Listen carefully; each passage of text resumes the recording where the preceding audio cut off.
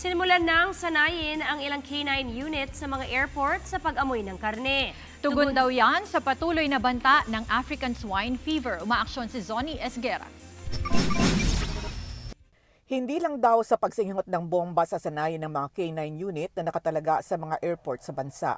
Kailangan na rin daw silang turuan na umamoy ng karne. Kasunod ito ng outbreak ng African swine fever o ASF sa ibang bansa. Pinakahuling naapektuhan ng Cambodia. Kaya pinagbawal na ng Department of Agriculture ang lahat ng pork products mula dito.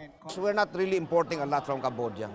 But that would only cover itong mga dinadala ng mga pauwi, mga daladalang karne. Hindi naman nakakaapekto sa tao ang African swine fever pero lubhang nakamamatay ito sa baboy. Sa ngayon, nagdagdag pa ng mga tauhan sa mga airport para makadetect ng mga magtatangkang magpuslit ng karne ng baboy sa bagahe. Pero mas makakatulong daw kung meron ding meat-sniffing dogs. Ang problema nga kasi, nung tinanong ko kung meron nakatrain na aso, ang na-train na aso, drug sniffing, bomb sniffing, kay Ayong yung medicine sniffing, pero walang meat sniffing dog. I see the need for a lot more improvements in our biosecurity efforts in the airports.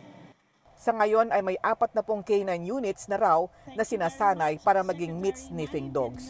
Umaaksyon, Sonny Reyes Esguera, News 5.